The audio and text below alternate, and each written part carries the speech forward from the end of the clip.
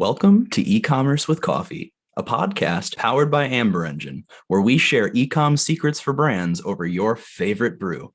We start with the caffeine and then leap enthusiastically into behind-the-scenes e-com insights that led to the success of our guests. I'm Nate Svoboda, and I'm about to serve you up the best. Let's get started.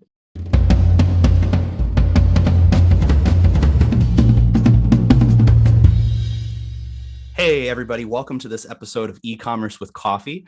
Today, I'm joined by Chase Clymer, co-founder of the Electric Eye Agency, but also the host of the Honest E-commerce podcast. So really excited today. We're going to talk a lot about scaling an e-commerce brand, specifically in the context of how Chase works with his clients to get the most value out of the Shopify ecosystem. So Chase, welcome to the show.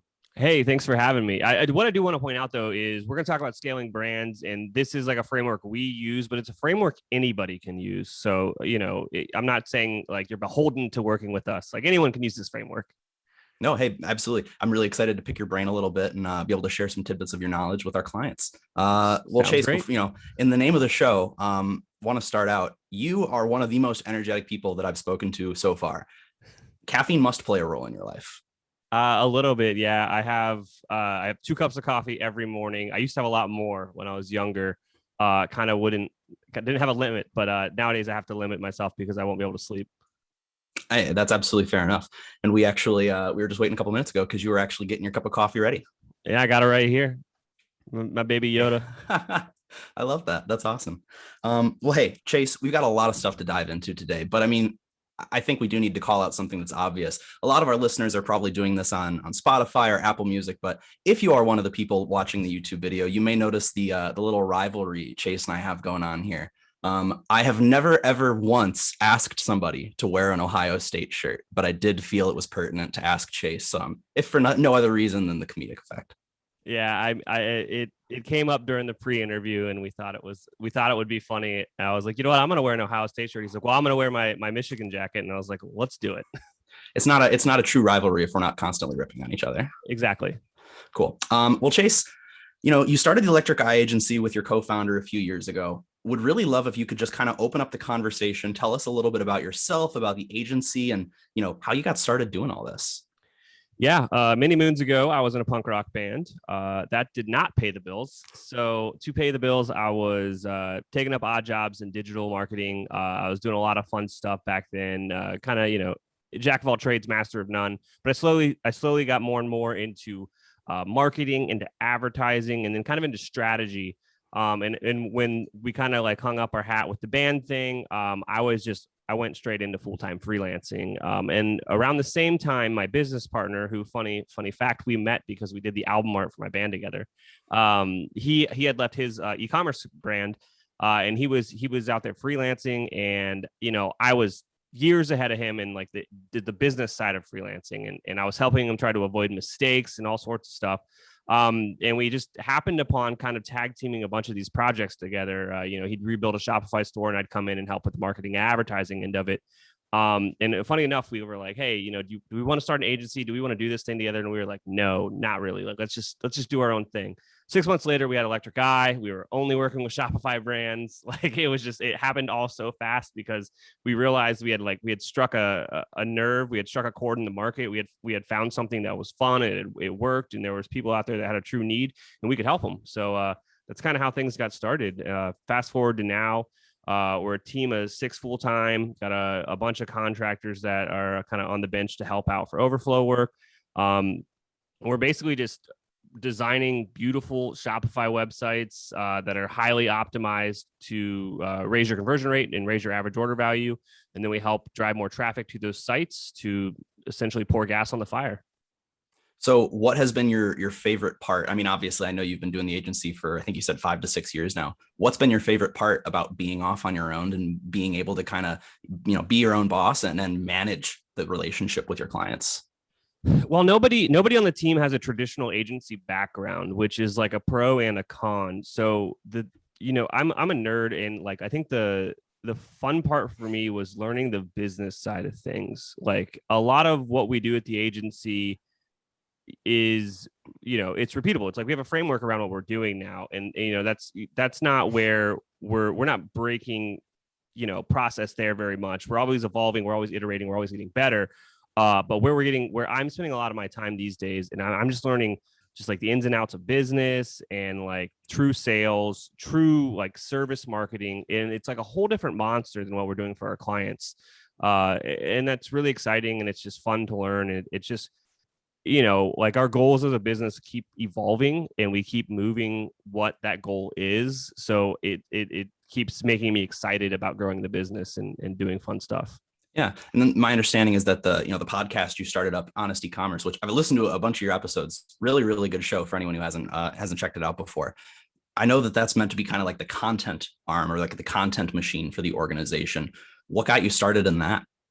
Well, I hate writing, so and I'm okay at talking, so it kind of made sense. And it was actually our project manager and our first hire, Andrew, was like, "Hey, you should try this podcast thing. Everyone's doing it, and like you'd probably be good at it." And so I just got it started, and I haven't stopped.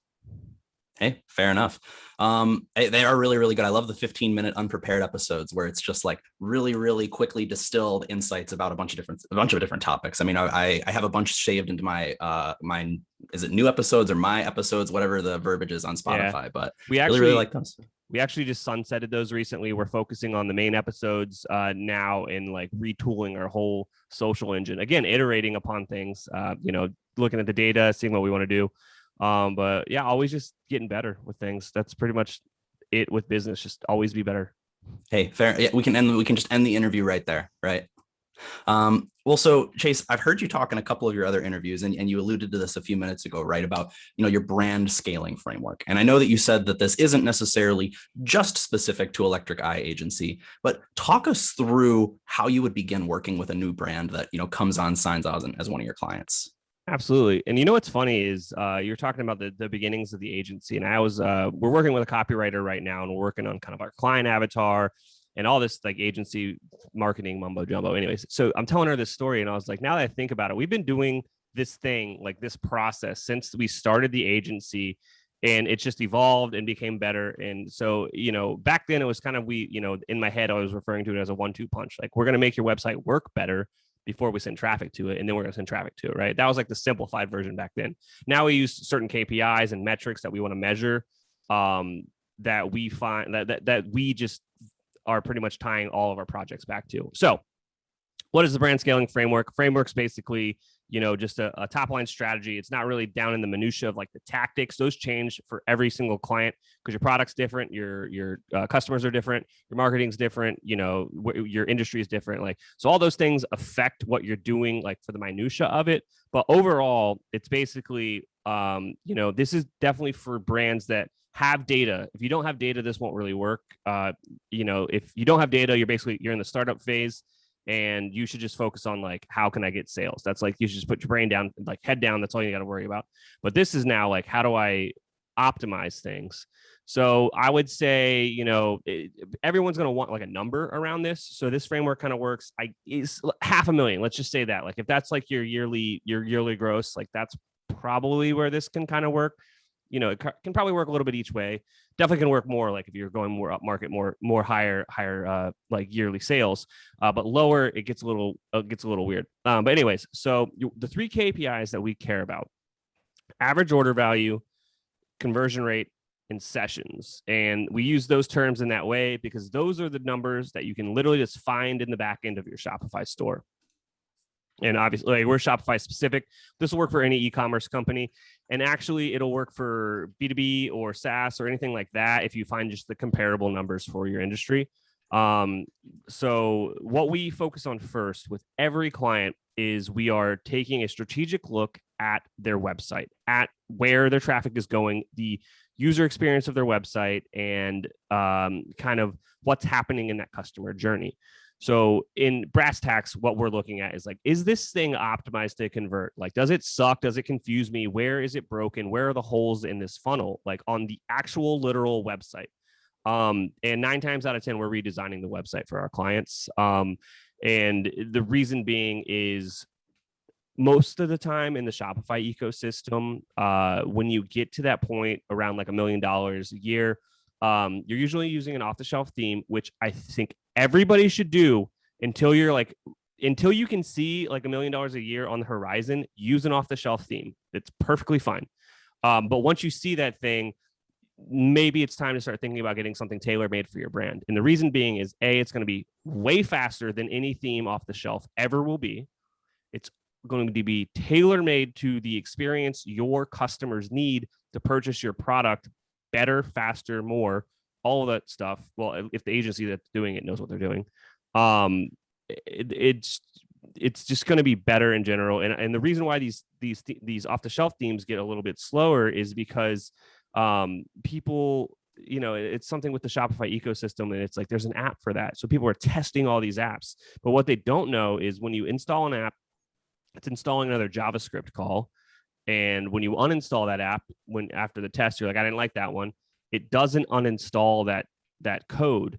So after doing that a dozen times, your theme has all this spaghetti in it, and no agency wants to chase that thing. It's literally like pulling a thread on a sweater. It's the most annoying thing in the world, and nobody wants to do it. And it's literally easier to start over than to fix that nonsense that's created.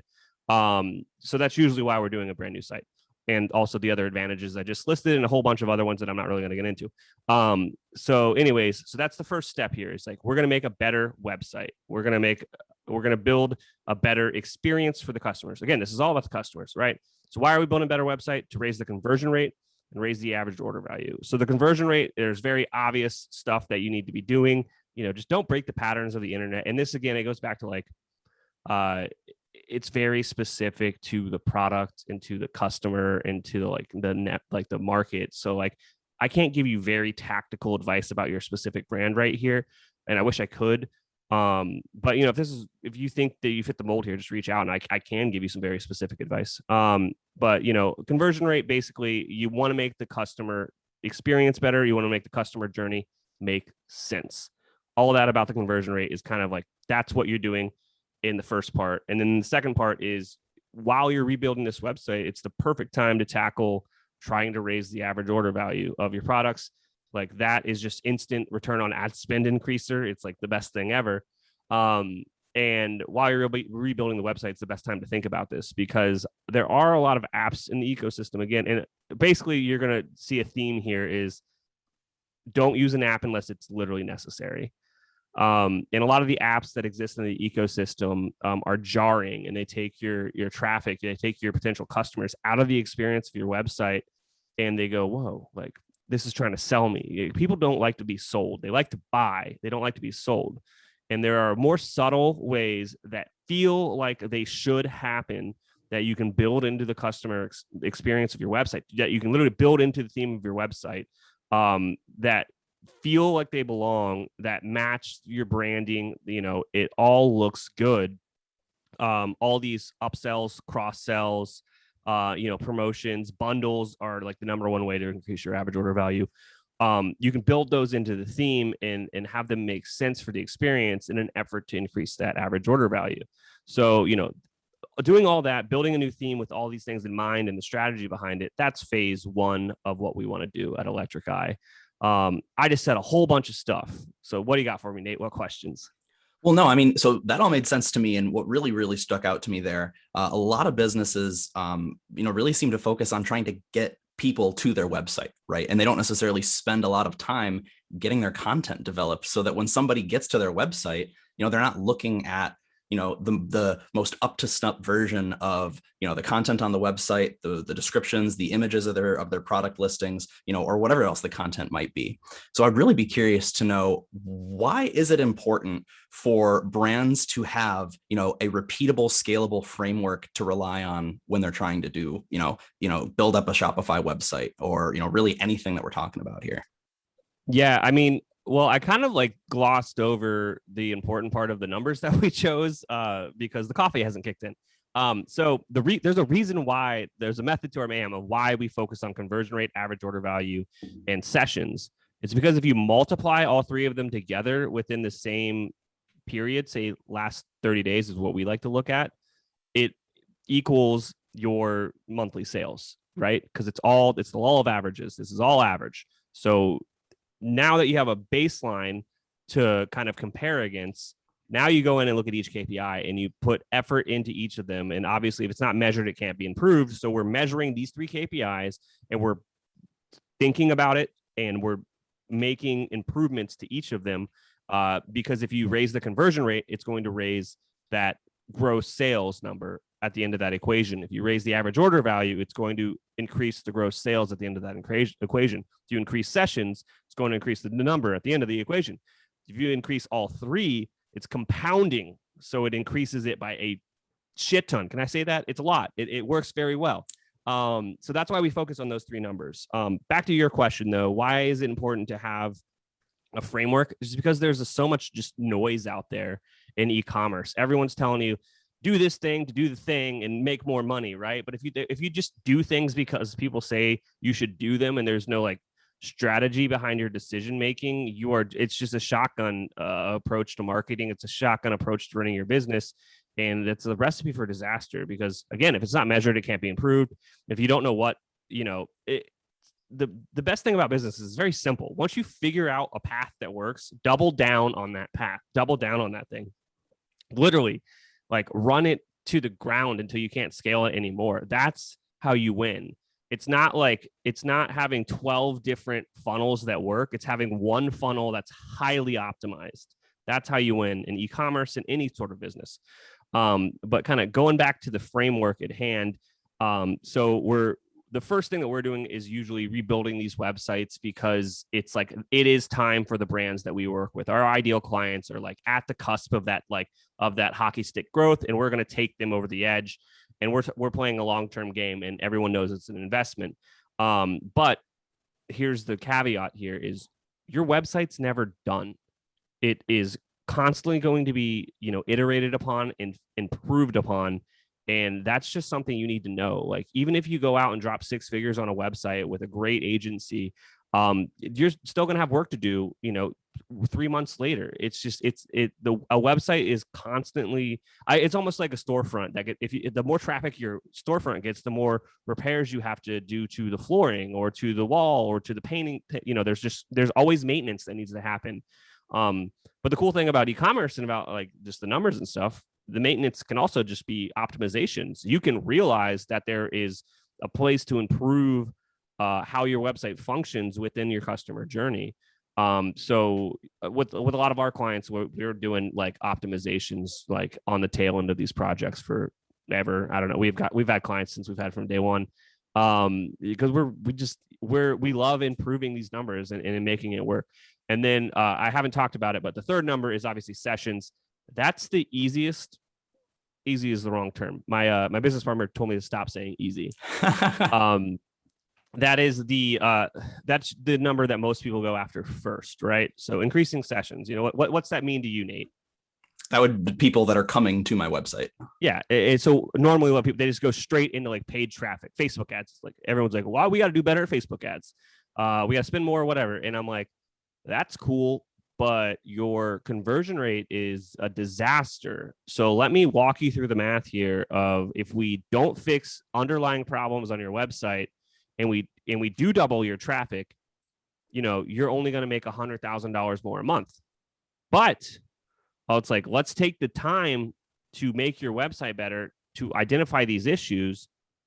Now you're making $200,000 a month, and your return on ad spend has gone up as well. So basically what I'm saying is, not fixing your website is lighting $100,000 on fire.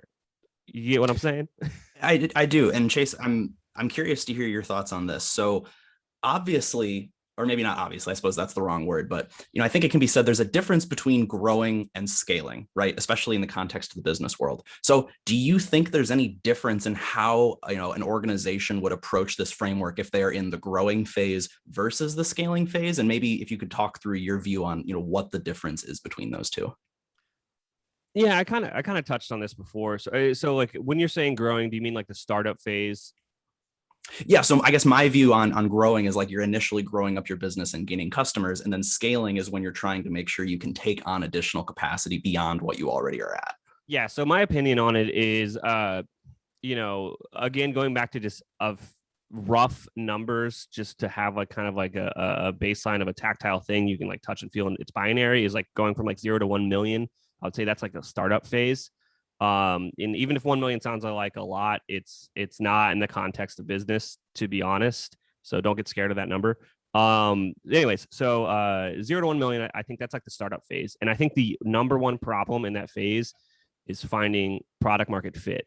And that is something that I do not believe any agency out there can help a business do.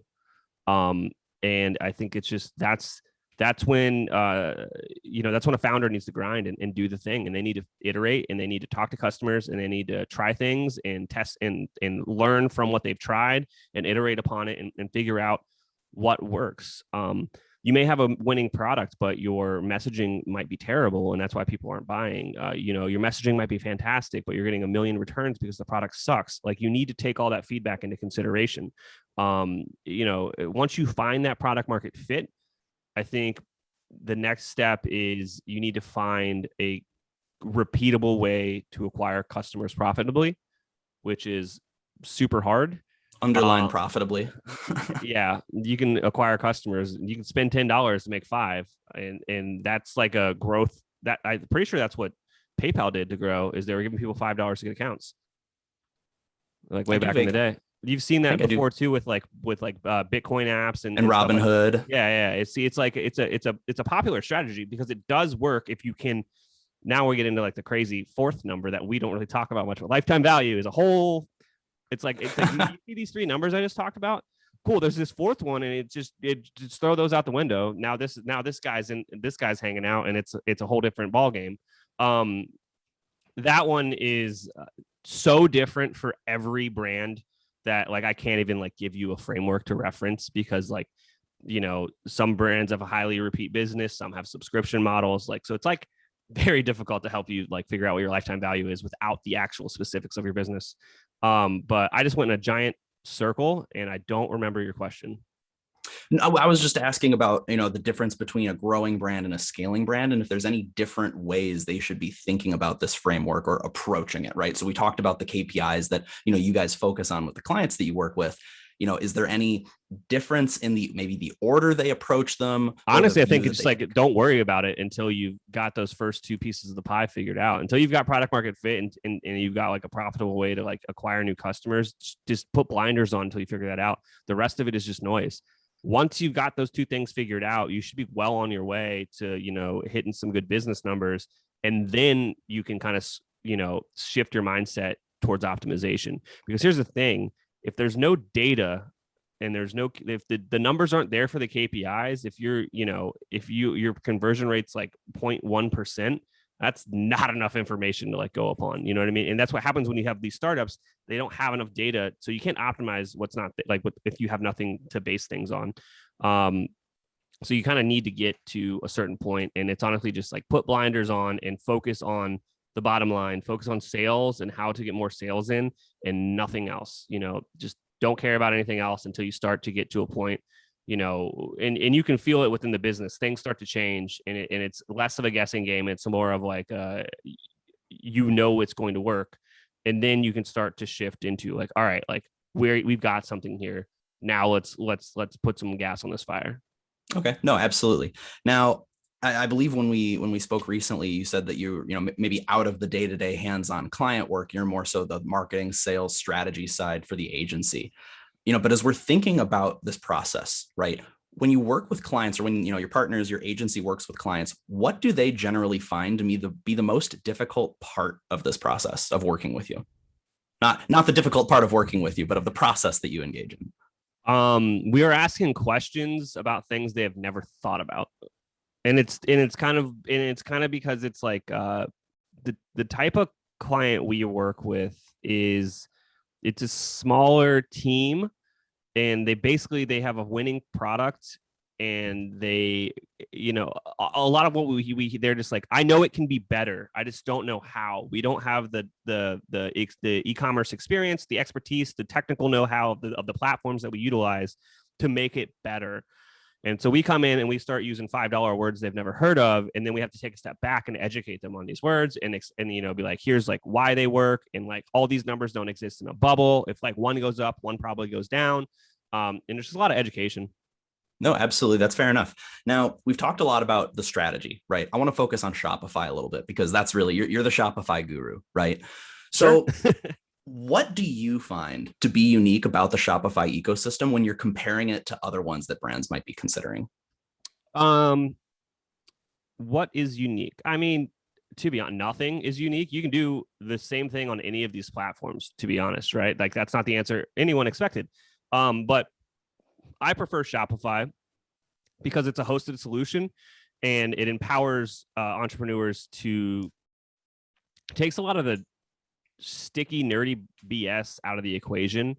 And we work with a lot of brands that don't have in-house technical talent. They utilize us as an agency partner. And it's kind of a new business model where you don't need to bring that stuff in-house until you sit like there's a certain inflection point. I'd say around $10 million where you start to bring people in-house. But yeah, you don't need to until you kind of get to that point, and it helps keep overhead down. And it, hiring fractional resources that you trust is a very profitable way to grow a business.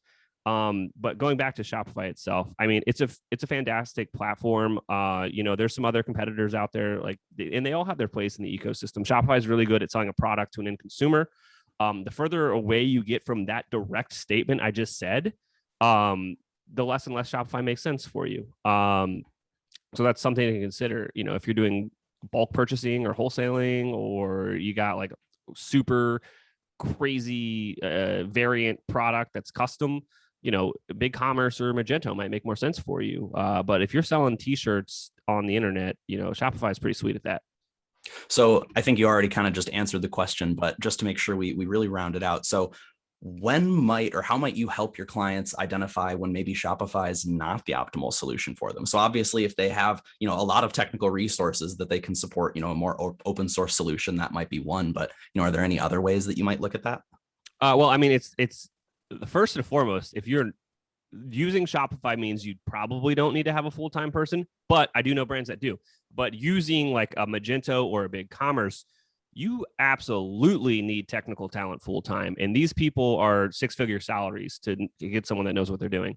So just that's something to consider. Also, the big ones are kind of like the variant thing, doing like certain types of wholesale stuff. I mean, if you're not selling something, if you're selling a service, don't use Shopify. Like that's Shopify's for products. It's not for services. So any B2B stuff, like any old school traditional things, if your sales is more traditional, like on the phone, like you don't need a Shopify website. Shopify's for selling literal goods that are going to ship. And again, it's kind of like very tactical. It's like, it's very specific to what the business is doing. No, absolutely. That's fair enough. Now, obviously, I think this goes without saying, right? The whole world got turned on its head in the past 14 or 15 months. Are there, what are some of the new, tools or features or capabilities that Shopify has been rolling out to its clients that, maybe you've started using or, you have a personal interest in? Any that come to mind? I mean, Shopify is really good at promising things and just kicking the can on them forever. Let's be honest. They've announced so much stuff that hasn't come out. But I mean, during COVID, they did do the local pickup thing and a few other stuff around shipping and fulfillment. That was very useful for people in the world.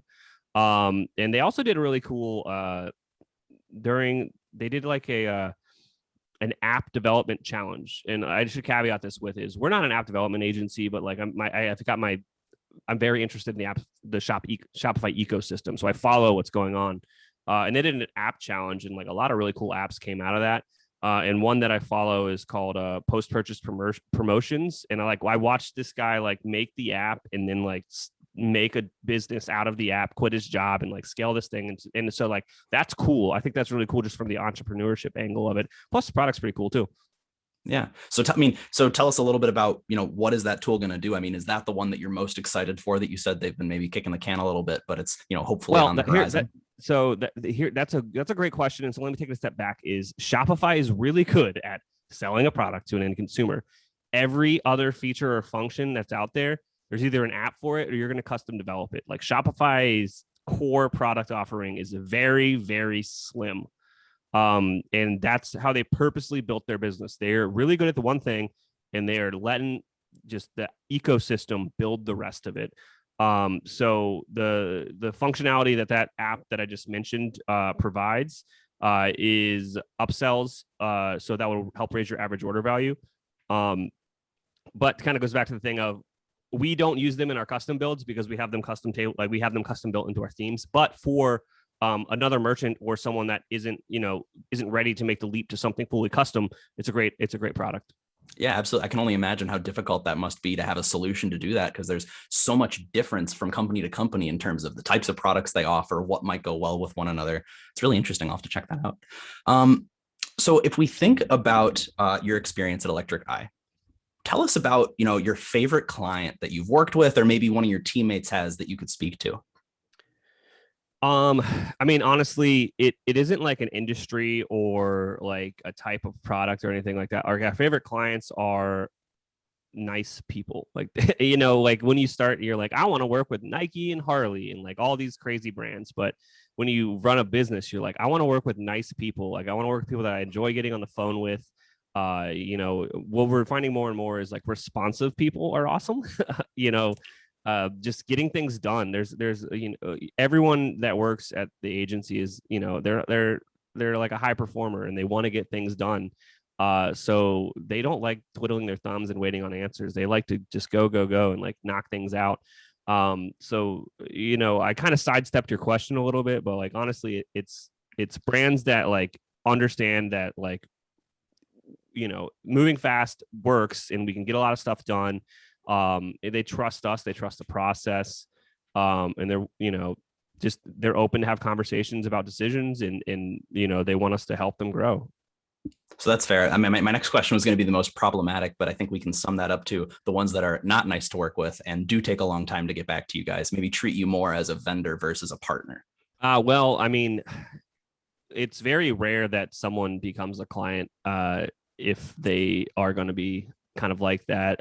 We have a pretty rigid sales process that helps me identify bad fits like right off the gate, because essentially even you lose money on projects that aren't a good fit, and it maybe it's not monetarily, but it's like that could have been a better client, that could have been a long-term client instead of that bad fit. Just the morale of the team goes down because they have to deal with issues that arise from a bad fit. So more and more, we're looking to make sure that it is the right opportunity for us and the client. Hey, absolutely. That's fair enough. Now, before I ask you how our listeners can get in touch with you, so Electric Eye, I know the answer to this question, but I'm going to pretend like I don't. How'd you guys come up with such an interesting, unique name? We made a list of like a dozen metal songs, and we were like, that one looks great.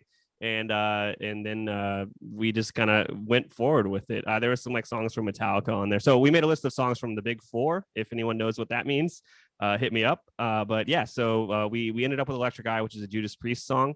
Yeah, we kind of moved forward with that. And it's funny. So like, there's a lot of secret like metal things in our like repertoire at Electric Eye. Like the framework that we build all our themes upon, it's like internal code name is VG Plus, which stands for Very Good Plus, which is the record grading system. So that would be like a top-notch record for used record sales, right? And then our avatar, so like the client avatar that we'd like to market to, his name's Lemmy, after Lemmy Kilmister from Motorhead. So yeah, we're nerds. We sprinkle that stuff in. Oh, that's hilarious. For anyone who has not heard Electric Eye by Judas Priest, definitely go listen to it. It'll certainly get you pumped up. But the live music video on YouTube is hilarious because the guy's drum riser is legitimately like 16 feet in the air. My goodness. That sounds dangerous. I went to a concert one time. The guy, right at the end of his drum solo, he did like a backflip off the stage and landed it and finished the song. And so it's like things like that you see. I'd never be able to do that. Let alone play the instrument or do the backflip, really either part of that. Well, Chase, it's been a pleasure speaking with you. Where could our listeners get in touch with you? And, when you're available to take on more clients, where can they apply to work with you? Yeah. So you can get a hold of us at electriceye.io. You can drop me an email, chase@electriceye.io. Or if you enjoy listening to me speak, you want to listen to more of what I have to say, you can check out the podcast at honestecommerce.co. Awesome. Cool. Well, Chase, again, been a pleasure speaking with you. I appreciate you sharing your morning with me, and I hope you have a fantastic rest of your Thursday. Absolutely. Go Bucks. Whatever, man. Go Blue. That's it for this episode of E-commerce with Coffee, powered by Amber Engine. If you haven't gotten your fix yet, be sure to get more e-commerce brand secrets on our website at amberengine.com. And don't forget to subscribe for more episodes.